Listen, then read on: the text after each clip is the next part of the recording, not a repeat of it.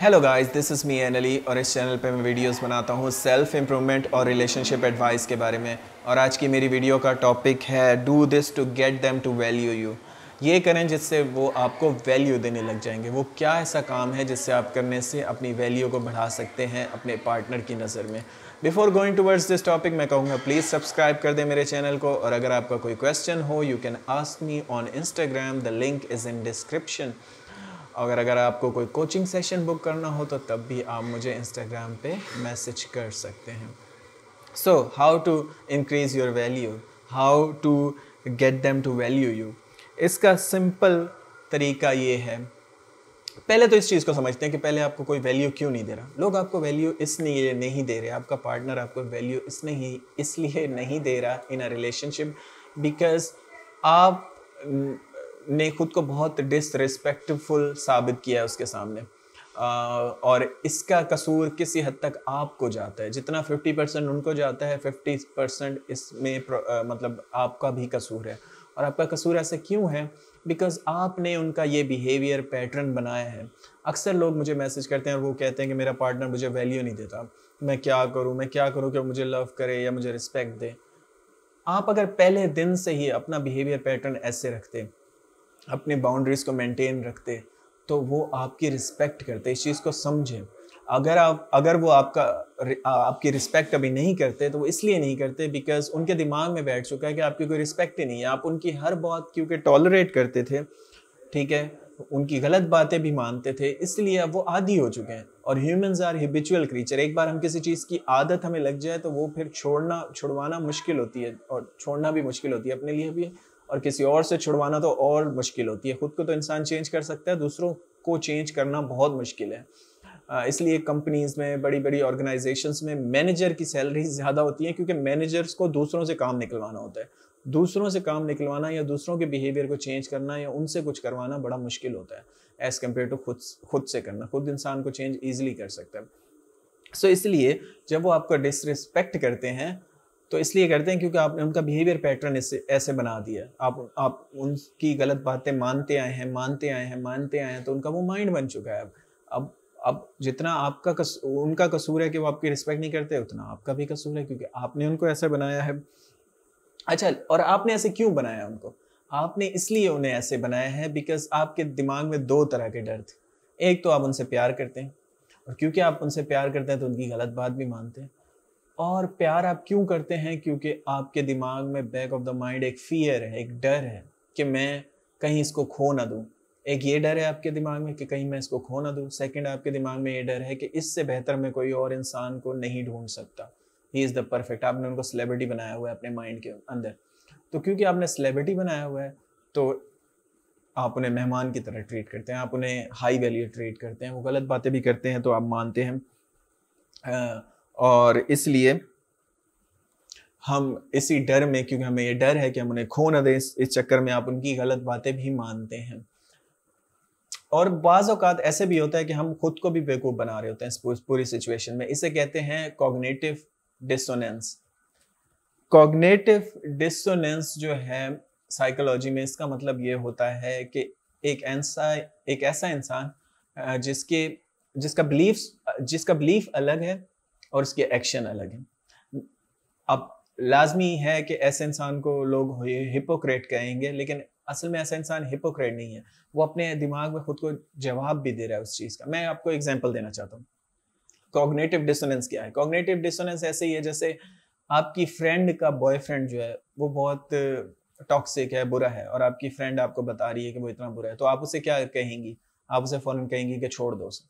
लेकिन same situation अगर आपका बॉयफ्रेंड आपके साथ करेगा तो आप उसको दिमाग में जस्टिफाई करने की कोशिश करेंगे कि नहीं नहीं यार वो अच्छा है, नहीं नहीं, क्योंकि आप इमोशंस में घिरे हुए हैं। इसलिए मैं कहता हूँ कि खुद को डिटैच करके देखा करें ऐसी सिचुएशन में इमोशंस को हटा के। इसलिए मैं कहता हूँ राइटिंग बहुत ज़रूरी है। राइटिंग एक ऐसी थिंग है जो अपने आप को अपने दिमाग को क्लियर करने में मदद करती है। आप एक कॉपी लें, उसके ऊपर लाइन खींचें और एक साइड पे उसकी अच्छाइयाँ लिखें और बुराइयाँ लिखें और उसको इवेल्युएट करें कि क्या वाकई में वो इस काबिल है कि उसकी मैं इतनी ज़्यादा बातें मान रही हूँ, गलत बातें भी मान रही हूँ, क्या वाकई में इतना वो सेलिब्रिटी है? अपने आप को एक रैशनली सोचें बिकॉज इमोशंस में हम रैशनली नहीं सोचते, हमें लगता है कि यार अगर ये इंसान हमें नहीं मिला या इसने मुझे छोड़ दिया गुस्से में आके, तो मैं तो डिजर्व ही नहीं करती, क्योंकि आप खुद को लो वैल्यू समझ रहे हैं, इसलिए आप उससे चिपके हुए हैं, आप उसकी हर गलत बात भी मान रहे हैं। सो इसीलिए इस सारी वीडियो का एंड में नतीजा जो निकलने वाला है वो यही कि वैल्यू योरसेल्फ। और वैल्यू आप कैसे करेंगे? वैल्यू ऐसे करेंगे जब आपकी जिंदगी का कोई पर्पस होगा। विदाउट पर्पस आपने इमोशनली उन पर रिलाई किया हुआ है, आपने खुद को उनके ऊपर डाला हुआ है कि वो मेरी लाइफ अच्छी करेगा, या वो अगर मेरी लाइफ में ना हो तो मेरी लाइफ खराब है। रियलिटी में ऐसा कुछ भी नहीं। एज अ ह्यूमन सबका माइंड ऑलमोस्ट, एक सर्वे के मुताबिक, बल्कि साइकोलॉजी के मुताबिक, साइंस के मुताबिक, एक सर्टेन एज के बाद चाहे किसी भी रीजन का बंदा हो, उसका दिमाग जो है वो उसकी कॉग्निटिव एबिलिटी जो है वो बराबर हो जाती है। ठीक है, आप भी उतना पावरफुल माइंड रखते हैं जितना बिल गेट्स या इलॉन मस्क का है, बस ये है कि वो मेहनत ज़्यादा करते हैं, वो ज़्यादा किताबें पढ़ते हैं, ज़्यादा चीज़ों में घुसते हैं, सीखने की कोशिश करते हैं। आप ये है कि आप मूवीज़ देखते हैं, पूरा दिन पार्टीज करते हैं, लेजीनेस में आप रहते हैं, तो इसलिए वो आपकी जो थोड़ा बहुत माइंड जो वर्क करता था वो भी वर्क करना छोड़ दी। इसलिए अपने ऊपर वर्क करना लाजमी है, हर टाइम मिशन पे रहें, चाहे आप रिलेशनशिप में हो या ना हो। मुझे सबसे ज़्यादा एक चीज़ जो मैं सबसे ज़्यादा बताना चाहता हूँ बॉयज़ एंड गर्ल्स को, ये कि जब आपका ब्रेकअप होता है तब आपको ख्याल आता है कि हाँ मुझे वर्क करना चाहिए, मैं उसको करके दिखा दूंगा, मैं अच्छा बनूंगा, मैं ये करूंगा। पहले क्यों नहीं कर रहे थे? अगर आप पहले इसी सिचुएशन में रहते, सेल्फ इंप्रूवमेंट पे रहते, तो शायद वो आपको छोड़ के ही ना जाते, क्योंकि वो छोड़ने से पहले उनके दिमाग में डर होता है कि यार ये इंसान कुछ बन सकता है। और कोई भी ऐसा इंसान जो इस दुनिया में कुछ बन सकता हो, हम उसे छोड़ना नहीं चाहते, हम उसके साथ चिपके रहना चाहते हैं, क्योंकि इससे हमें एक फील होती है कि हम भी उस जर्नी का पार्ट बनेंगे और हम उसको एज अ सेलिब्रिटी बनेंगे, समझते हैं उस इंसान को। तो क्योंकि फिलहाल तो अभी आपने उनको सेलिब्रिटी बनाया हुआ है, आप उनकी गलत बातें भी मान रहे हैं। तो इसलिए कहूँगा value yourself, work on yourself, एक लॉन्ग टर्म मिशन बनाए 6 महीने का, साल का, कि मुझे ये चीज़ अचीव करनी है, और जब वो अचीव करेंगे तो आपको अच्छा फील होगा। दूसरा ये बोलना चाहूँगा कि कम्युनिकेट करें प्रॉपरली, ठीक है, उनकी बाउंड्रीज उनको बताएं कि ये चीज़ गलत है, ये चीज़ सही है। जितना ओपन रहेंगे, जितना ट्रू रहेंगे, उतना आप लोगों से नेचुरली कनेक्ट होंगे। चेंज मत करें अपनी ओपिनियन जस्ट बिकॉज वो कह रहा है कि यू नो ये मूवी अच्छी है, या फॉर एग्जांपल इस तरह की शर्ट अच्छी होती है, या इस तरह का खाने अच्छे होते हैं, तो आप उसको खुश करने के लिए कह रही हैं कि हाँ बिल्कुल ठीक है। नहीं, don't change your opinion for anyone, क्योंकि जैसे आप हैं वैसे आप लोगों और लोगों से मिल जाएंगे, नेचुरली कनेक्ट हो जाएंगे, और वो रिलेशन बहुत लॉन्ग और अच्छा चलेगा एज कम्पेयर टू ये फेक रिलेशनशिप जिसमें आप सुबह शाम खुद को चेंज कर रही हैं उसको खुश करने के लिए। So always be your self, always value your self, अपने ऊपर वर्क करें। वो कुछ भी हो सकता है, वो कोई स्पेसिफिक चीज़ नहीं है, आपको क्रिकेटर बनना है, आपको सिंगर बनना है, एक्टर बनना है, कुछ भी, लेकिन आप वही बने जो आप हैं, जो आपको अंदर से फील होता है कि आप अच्छा कर सकते हैं, और जो आपको अच्छा फील होता है।